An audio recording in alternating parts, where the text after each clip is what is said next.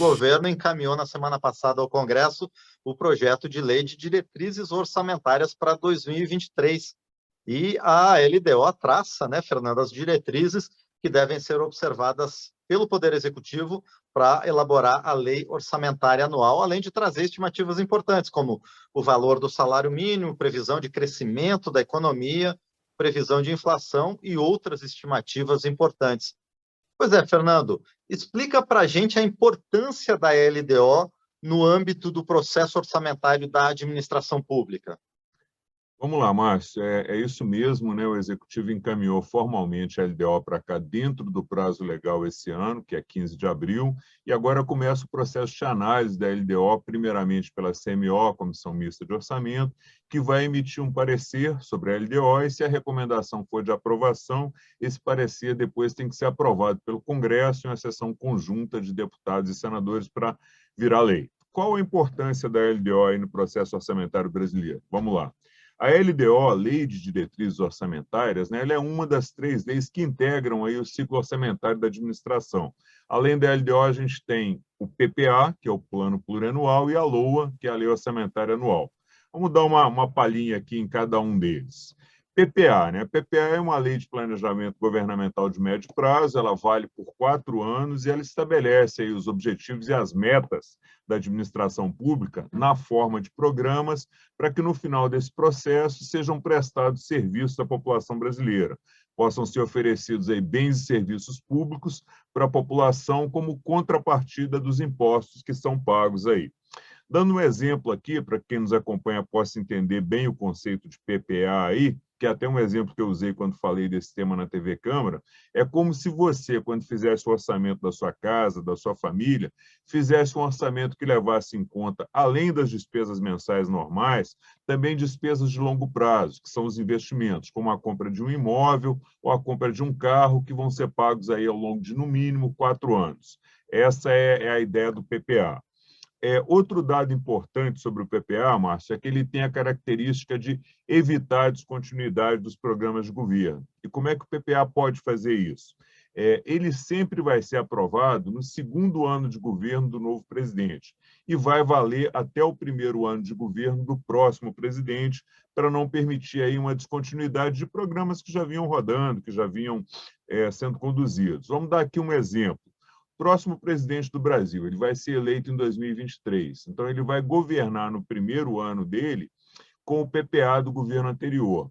E por que isso é importante? Porque o PPA é a base para a elaboração da LDO e também do orçamento, da Lei Orçamentária Anual. Então, o PPA do governo anterior, ele ainda vai influenciar a elaboração do orçamento do próximo governo no 1º ano. Depois do PPA, a gente tem a LOA, Lei Orçamentária Anual, né, que é o orçamento propriamente dito. É uma lei que estima as receitas e fixa as despesas para cada ano.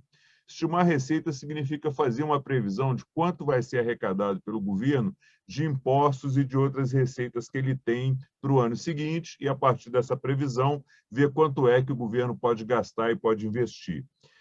Antes da gente ir para a LDO, vamos falar aqui rapidinho para fechar os prazos de encaminhamento do PPA e da LOA. PPA tem que ser encaminhado pelo Poder Executivo até 31 de agosto do 1º ano de mandato do novo presidente e o Poder Legislativo tem que aprovar até o encerramento da sessão legislativa, até o final do ano. Aí o PPA começa a valer a partir de 1º de janeiro do ano seguinte e fica valendo por 4 anos. Os prazos da LOA são os mesmos do PPA, encaminhamento até 31 de agosto e devolução até encerramento dos trabalhos do Poder Legislativo. A única diferença é que o PPA é encaminhado uma vez a cada 4 anos e a LOA é encaminhada todo ano. É uma lei orçamentária anual, aí, como o nome diz, né? Lembrando também que esses 3 projetos de lei, PPA, LDO e LOA, são de iniciativa do chefe do Poder Executivo e depois têm que ser aprovadas pelo Legislativo. E é bom a gente lembrar também que esses prazos eles não são totalmente rígidos, né? A lei orçamentária em 2021, por exemplo, ela foi aprovada só no final de março e a máquina pública continua rodando, porque a LDO tem um mecanismo que possibilita que a máquina continue operando até que o orçamento seja aprovado. A gente fala desse mecanismo ali na frente.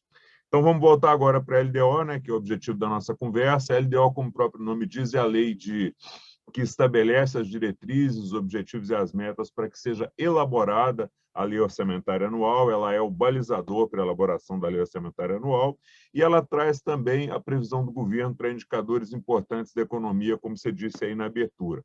Salário mínimo, previsão de crescimento da economia, previsão da inflação, previsão da cotação do dólar, previsão de déficit primário, para a gente citar aí os principais. E é com base nessas previsões que o governo vai elaborar o orçamento.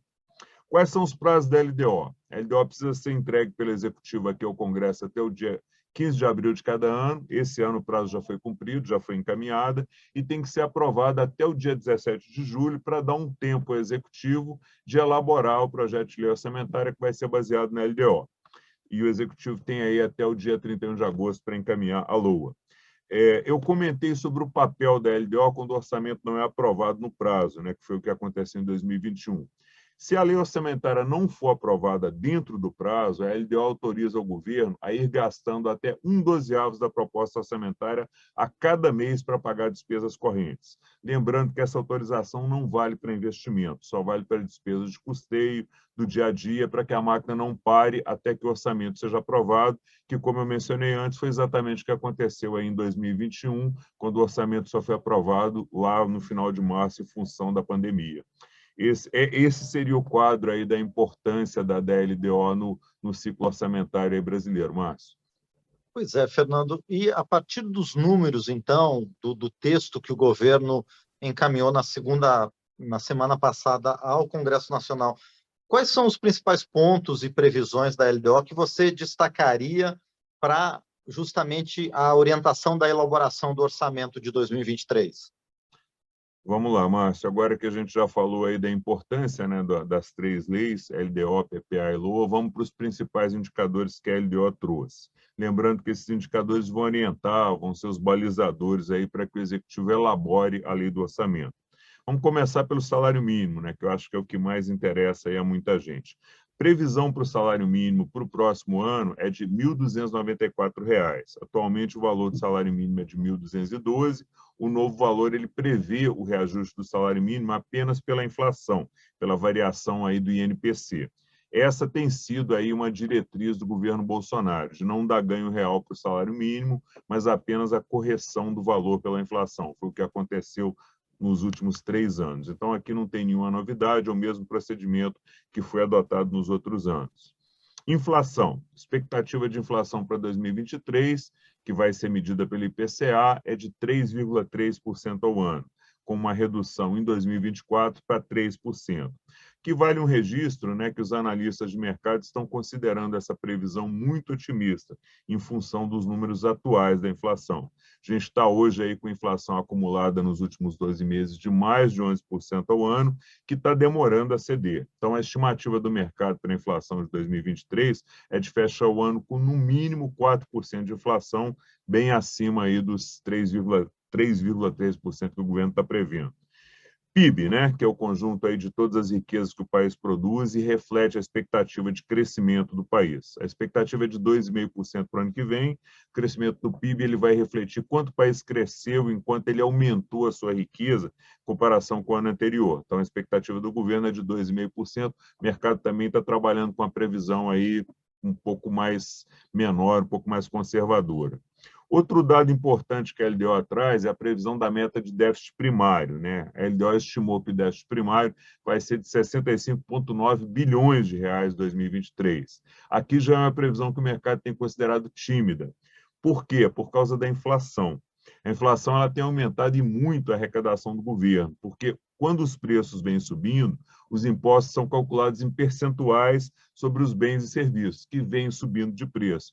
Então, logo, a arrecadação deve subir aí, basicamente, na mesma proporção do aumento de preço, e a gente tem visto aí quebra de recorde, inclusive, de arrecadação por parte do governo. Aqui, Márcio, acho que vale a pena a gente explicar também para quem nos acompanha o que é déficit primário, que é um conceito que se fala muito e às vezes não é tão claro, mas é um conceito super simples. É a diferença entre tudo que o governo arrecada e tudo que ele gasta, sem considerar o pagamento da dívida pública que ele tem, que são juros e amortização. Dando um exemplo aqui, para quem nos acompanha possa entender de forma mais clara ainda, se você recebesse um salário aí de R$ 5.000 e suas contas mensais elas estivessem dando R$ 6.000 por mês, o seu déficit primário seria de R$ 1.000. 6.000 que entra de negativo e 5 que você recebe de salário. Se você tivesse um financiamento imobiliário, um financiamento de um veículo, o pagamento desse financiamento não entraria no cálculo do seu déficit primário. Se você colocasse o pagamento desse financiamento na conta, aí você teria um outro conceito, que é o de déficit nominal, que é quando você considera aí o pagamento de amortização e juros de dívida. Outra estimativa importante que a LDO trouxe, previsão para a taxa básica de juros, né? Nossa velha conhecida aí, a Selic, que ficou em 10% ao ano para 2023. Lembrando aqui que a Selic hoje está em 11,75% e que as previsões são de que ela possa chegar próxima a 14% no final do ano, a depender de como a inflação vai se comportar, se ela vai ceder ou não. Além desses indicadores, Márcio, a LDO traz também as prioridades elencadas pelo governo, né, que são as áreas que devem ter, como o próprio nome indica, prioridade na alocação, na distribuição dos recursos. O governo elencou como prioridades a agenda da primeira infância, que inclui a construção de creches, de escolas infantis, ações voltadas para a segurança hídrica, programa Casa Verde Amarelo, que também foi prioridade no ano passado, e os programas voltados para a geração de emprego e renda, né? Esse, aliás, tinha que ser um item que sempre devia estar entre as prioridades do governo, que é exatamente gerar emprego e renda para a população. E, por fim, foi elencado como prioridade os investimentos plurianuais em andamentos, que são aquelas obras que têm uma duração de mais de um ano. Por isso que elas são chamadas de plurianuais, porque não se encerram em exercício. São construções de estradas, de hidrelétricas, que têm aí uma duração mais longa. Então, essas foram as principais prioridades colocadas na LDO, Márcio, que devem ser consideradas pelo governo aí na elaboração da lei orçamentária até 2023. Lembrando que essa é uma proposta e que podem ser incluídas novas prioridades quando o assunto for debatido aqui no Congresso e pode também ser retirada ou modificada alguma das prioridades que a gente citou aqui.